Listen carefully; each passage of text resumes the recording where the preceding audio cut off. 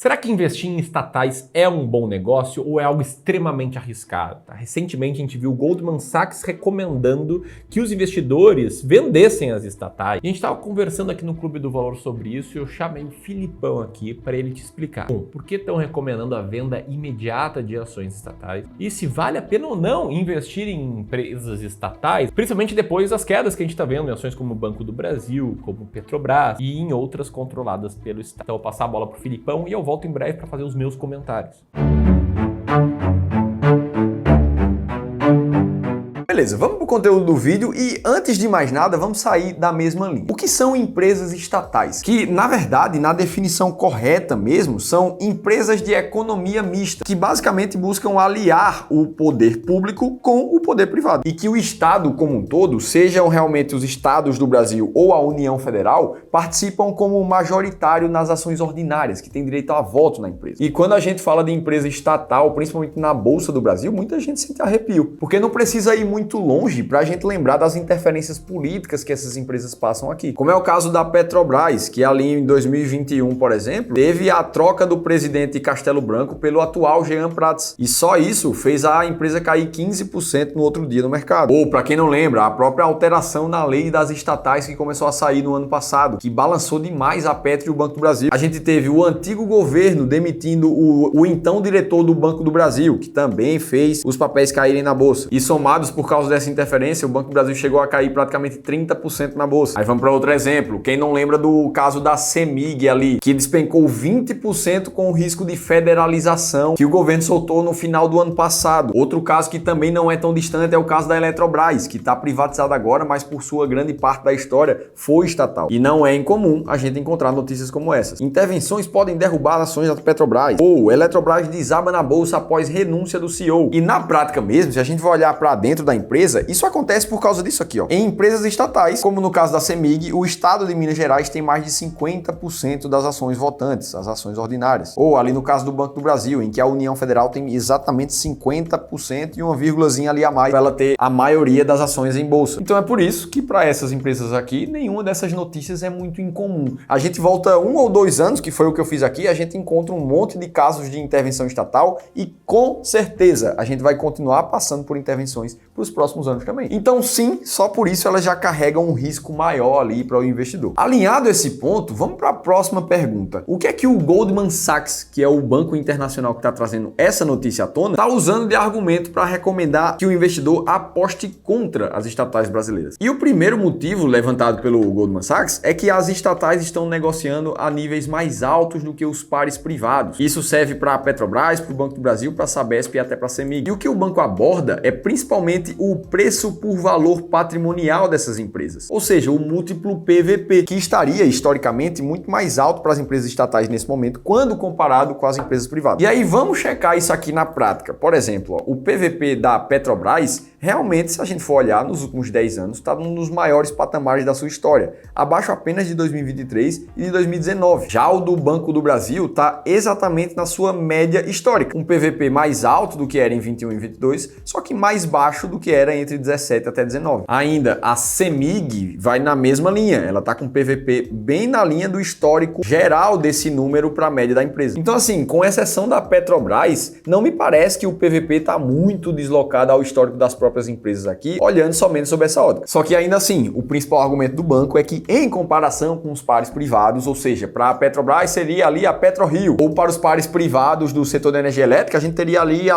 Lupar, a própria Taesa, e que essas empresas fariam mais sentido. Então esse foi o primeiro argumento. O segundo argumento do Goldman Sachs é justamente o risco de intervenção estatal que está cada vez maior, segundo o banco, para essas empresas estatais, como ele diz nessa passagem aqui da notícia. Então eles aliam esse risco de intervenção estatal com os altos múltiplos históricos dessas empresas nesse momento. Se alguma nova notícia ruim em relação à intervenção sair nos próximos meses ou ano, as empresas estatais cairiam ainda mais por estar com múltiplos mais altos, ou seja, mais cara na bolsa. E a empresa que está mais cara cai mais mais quando a notícia ruim chega. E aí aqui a gente chega num panorama muito curioso que eu quero te trazer aqui para a consciência. Por um lado, a gente vê o Goldman Sachs dizendo que as empresas podem estar caras e tem muito mais risco de intervenção agora. Por outro lado, a gente vê outros bancos, outras casas de análise falando que essas empresas estatais, na verdade, estão baratas pra caramba nesse momento. Como é o caso dessa aqui, ó. Petrobras está uma pichincha, ações continuam baratas após disparar 80%. Ou a Genial Investimentos, dizendo que o Banco do Brasil está barato nesse momento. E aí, nessa hora, o investidor pode pensar, poxa, mas como é que eu vou saber se a empresa realmente está cara ou se ela está barata? Será que só a informação que ela é uma empresa estatal vai te dizer se ela está cara, barata nesse momento, o que fazer, comprar ou vender? Eu vou te responder isso na prática, mas antes eu quero te lembrar um dos maiores problemas de empresas realmente baratas na bolsa. A gente precisa lembrar que no conceito, empresas baratas são empresas que estão com preço descontado hoje em negociação. E isso significa que no preço está embutido um cenário pior para aquela empresa nos próximos meses ou anos. Ou seja, tem muita incerteza, tem muita desconfiança por volta daquela ação. Como foi o caso da própria Petrobras ali em 2016, na época do governo Dilma ainda, trazendo o próprio risco político para o jogo. E é justamente por isso que naturalmente empresas estatais elas carregam um valuation menor, elas naturalmente estão com desconto no seu preço. Por exemplo, se a gente for olhar em termos de preço sobre lucro, os bancos mais baratos atualmente do Brasil são o Banco do Brasil e o Banco do Nordeste, que são duas empresas estatais. Comparados com os outros pares privados, os outros estão com PL lá em cima. Já no caso das petrolíferas, a gente vê algo muito parecido. A Petrobras, junto com seus pares, é a mais barata em termos de PL nesse momento. E aí muita gente olha para isso aqui somente para a métrica preço sobre lucro e vai perguntar, pô Felipe, então todas as empresas estatais vão sempre estar baratas? Vale a pena só comprar por isso também? E na verdade, não. Existem momentos em que as empresas estatais estão mais caras e outros que elas estão mais baratas. Se você me acompanha por aqui, você deve saber que eu sou sócio do time do Clube do Valor e que aqui a gente ajuda a investir quase 2 bilhões de reais somados em todos os nossos clientes de consultoria e de gestão. E uma das nossas estratégias de seleção de ações é as ações mais baratas da bolsa, que no início de 2022, quando o país passava por uma troca de governo, você deve se lembrar disso, e a gente viu o valor de mercado da Petrobras cair mais de 84 bilhões naquela época. Apesar disso tudo, a estratégia das ações mais baratas da bolsa mostrava claramente que a Petro estava barata naquele momento. E foi justamente por isso que logo no início de 2022, logo após a posse do Lula, quando o nosso time da gestora aqui percebeu que a ação estava barata, foi feita uma compra aos preços de R$ 28,01 e só de dividendos da Petrobras foram recebidos mais de R$ 25,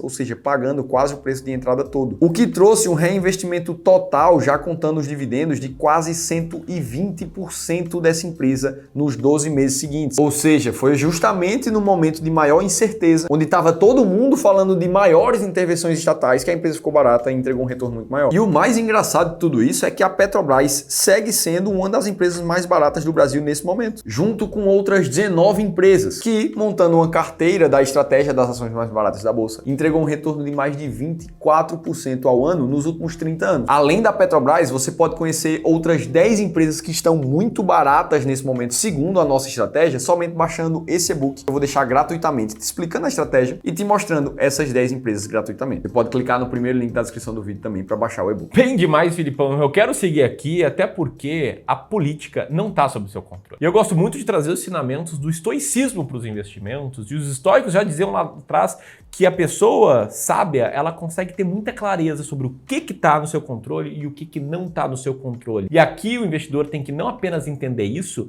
mas entender também que tudo que todo mundo enxerga como risco, se já está amplamente embutido nos preços, pode ser justamente tudo que transforma o risco em oportunidade. Como assim, Ramiro? Como assim, Felipe? Te liga só nesse gráfico aqui, tá? Esse gráfico aqui do Clube dos Poupadores, ele mostra o desempenho da Bolsa de Valores em dólar por presidente. E você pode ver que é uma trajetória contínua de alta, é claro, né? A bolsa sobe e caindo, mas essa alta de longo prazo, ela praticamente independe do presidente. Teve quedas em presidentes mais à esquerda, teve altas em presidentes mais à direita, teve altas em presidentes mais à esquerda, teve quedas em presidentes mais à direita. E vamos lá, né? O Brasil é uma economia extremamente comoditizada. É a fazenda do mundo. E depende de muitos fatores internacionais que não tem relação direta com quem é o presidente da República, que é algo que muda no limite de 4 em 4 anos, no máximo de 8 em 8 anos. Sem contar que muitas vezes todo esse risco que as pessoas enxergam é justamente o que deixa algumas ações baratas. Então vamos dar uma olhada aqui na cotação da Petrobras nos últimos 10 anos. 600% de alta. A gente compra essas ações da Petrobras desde janeiro de 22, quando todo mundo dizia o Bolsonaro está interferindo na Petrobras, tem risco. E aí, na metade do ano, em outubro, quando as eleições chegaram, todo mundo dizia tem muito risco eleitoral. Aí quando Lula foi eleito, diziam o PT já quase quebrou, a Petrobras então tem muito risco. E ainda assim, as ações subiram em 21, subiram em 22, subiram em 23. Que não significa que elas vão continuar subindo, mas elas estiveram baratas esse tempo inteiro. O mesmo aconteceu com o Banco do Brasil, que nem está aqui entre as ações mais baratas da Bolsa, mas é uma estatal que nos últimos 10 anos foi muito bem. O mesmo aconteceu com a CEMIG, nos últimos 10 anos, quem investiu nela praticamente triplicou o seu patrimônio. O mesmo com a Eletrobras, que nos últimos 10 anos as ações se multiplicaram por 8 vezes e meia. Então sim, tá? Pode fazer sentido o investidor investir em estatais. Agora, o que a gente faz aqui no clube é ignorar isso. A gente não compra uma empresa porque ela é estatal e também não deixa de comprar uma empresa porque ela é estatal. A gente compra uma empresa porque ela está barata e vende uma empresa porque ela ficou cara. É assim que a gente faz para tomar as decisões de investimentos com os nossos clientes de Wealth. E aqui cada cliente de Wealth recebe um plano prático, não só de investimentos, mas também de como que vai ser o caminho deles para a conquista da liberdade financeira. E eles têm a tranquilidade de saber que o dinheiro vai estar sendo gerido com a implementação de estratégias claras, quantitativas, que vai ter uma equipe do lado dele automatizando todas as decisões de investimento. E se você quiser conhecer melhor os nossos serviços de Wealth, está com vagas abertas para a primeira etapa do serviço, que é uma etapa gratuita, uma conversa sem compromisso, em que a gente vai entender seu perfil como investidor, entender seus objetivos, entender como é que você está investindo, analisar a tua carteira e sugerir melhorias, tudo isso de graça. É claro que se você tiver perfil, a gente vai te oferecer a oportunidade de você virar nosso cliente de Wealth e nos pagar por isso, mas essa primeira etapa é totalmente gratuita. E você pode participar dela de jeito muito simples, apertando, nesse botão aqui. Se você quiser seguir no YouTube e quiser entender algumas ações que a gente está comprando nesse mês, eu vou deixar aqui um vídeo sobre esse tema. Um grande abraço e até mais.